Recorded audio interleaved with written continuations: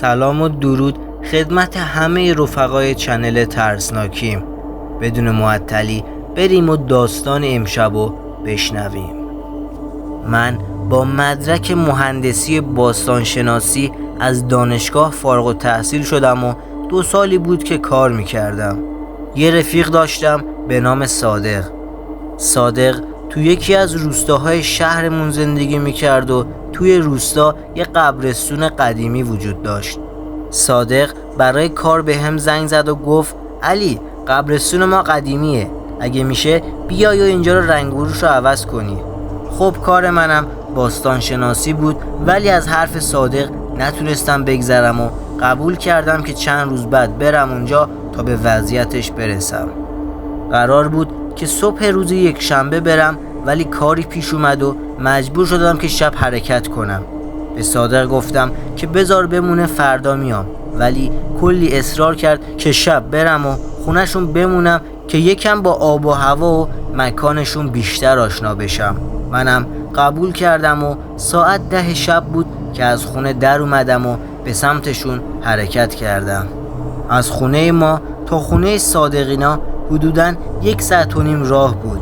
بعد از شام رفتم به سمتشون. همینطور با ماشین میرفتم که تو سیاهی شب از دورادور چشمم به کسی خورد که بغل جاده داشت حرکت میکرد. آخه این وقت شب تو این بیابون چیکار میکنه؟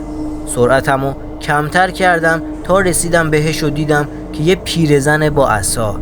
زدم بغل و گفتم که شاید ماشین نیازش باشه. کنارش ایستادم و سوار ماشین شد. خیلی عجیب نگاه میکرد. از آینه وسط چشمم میخورد بهش که میدیدم فقط زل زده به هم.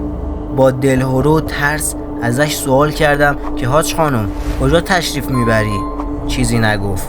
دوباره پرسیدم که با چهره ترسناک و وحشتناک برگشت و گفت به تو ربطی نداره، فقط برو. یکم خجالت کشیدم و دیگه سوالی نپرسیدم. چند دقیقه همینطور رفتیم تا زنه گفت همینجا وایسا. ما دقیقاً وسط بیابون بودیم، بدون هیچ ماشین و خونه ای. به حرفش گوش کردم و ماشین جایی که گفت نگه داشتم. آروم از سمت راست پیاده شد و عصاشو برداشت. هنوز در ماشین رو نبسته بود که گفت برگرد برو، اینجا کشته میشی. دست و پاهام لرزید و نمیدونستم به حرفش گوش کنم یا فکر کنم که چرنگ گفته. بیخیالش شدم و آروم حرکت کردم که یه چشمم فقط به آینه بود که ببینم نصف شبی کجا میره. یه پلک زدم و چشمم از روی آینه برداشته شد که دیدم پیرزن غیبش زد. بسم الله، این دیگه چی بود؟ آدم بود یا چی؟ اون که با عصا به زور راه میرفت چطور به این سرعت غیبش زد؟ اصلا اونجا منطقه مسکونی نبود، همش کوه و تپه بوده. خواستم مغزم رو پاک کنم و سریعتر برسم به سمت خونه صادق.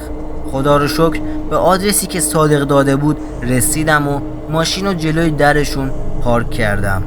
در رو زدم و صادق اومد و باز کرد. احوال پرسی کردیم و وارد خونه شدیم. صادق مجرد بود و تا اونجایی که یادمه از مادرش نگهداری میکرد. همینطور که به سمت حال خونه قدم برمی داشتم مادر صادق رو دیدم. یا خدا، طرز لباسش و عصاش دقیقا مثل اون زنه که سوار کردم بود. تپش قلبم شدت گرفت و سلام کردم. شاید هم روستایی بودن و لباساشون یکیه. با ترس و لرز آروم نشستم زمین و صادق یه چای دم کرد و آورد. درباره پروژه قبرستون حرف زدیم.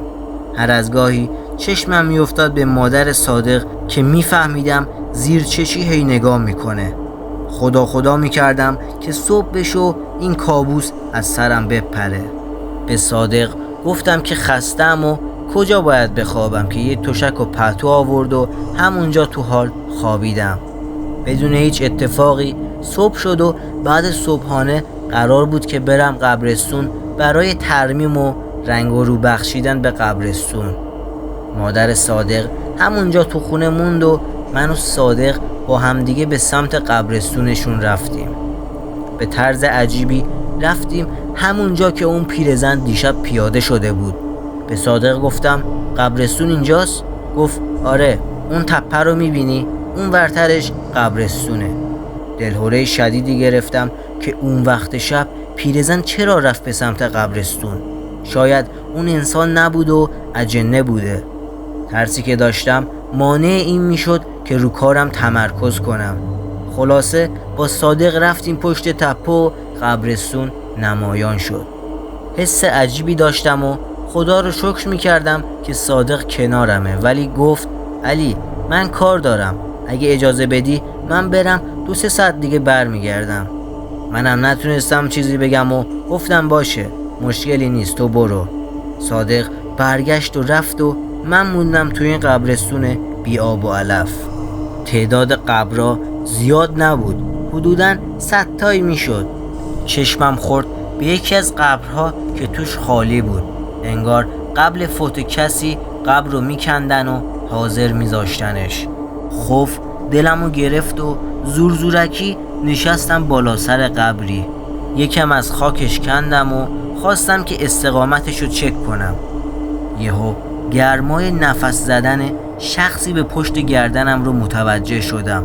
با ترس پشت سرمو نگاه کردم ولی کسی رو ندیدم.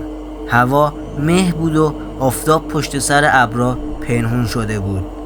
هیچی طبق روال نبود و با ترس کار میکردم. هی چشمم میخورد به قبر خالی و دلهورم بیشتر و بیشتر میشد. از دورادور اون طرف قبرستون شخصی رو دیدم. کمی حالم جا اومد و خوشحال شدم که اینجا تنها نیستم. داشت نزدیکتر میشد که دیدم آشناست. همون پیرزنه بود که دیشب سوارش کرده بودم. با صورت سوخته و زخمی نزدیکم شد و گفت بهت گفته بودم که اینجا جای تو نیست و باید برگردی. تو گوش نکردی و حالا این قبر خالی مال تو میشه. سریع از جام پا شدم و بدون وسایلام رفتم سمت راه. از شانسم همون موقع صادق از راه رسید. صادقم با ترس سریع ماشین رو نگه داشت و گفت علی چی شده؟ علی؟ من که از ترس زبونم بند اومده بود نمیتونستم حرف بزنم. فقط با اشاره به قبرستون حرفمو زدم.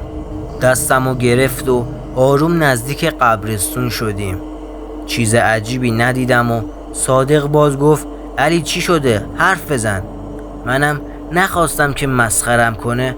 گفتم یه سگ اومد سمتم و سریع از ترسم اومدم کنار خیابون که کاریم نداشته باشه.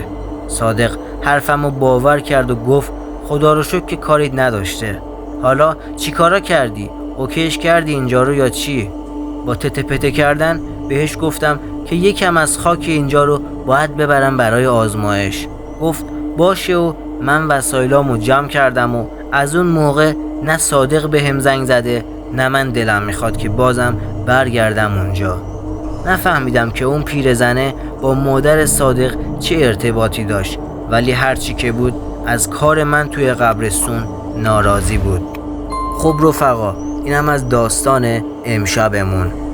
لایک و کامنت یادتون نرو. برای شنیدن داستانهای بعدی چنلمون رو سابسکرایب کنید و زنگوله کنارشم فعال کنید. به امید یک داستان دیگه و خدا نگهدار.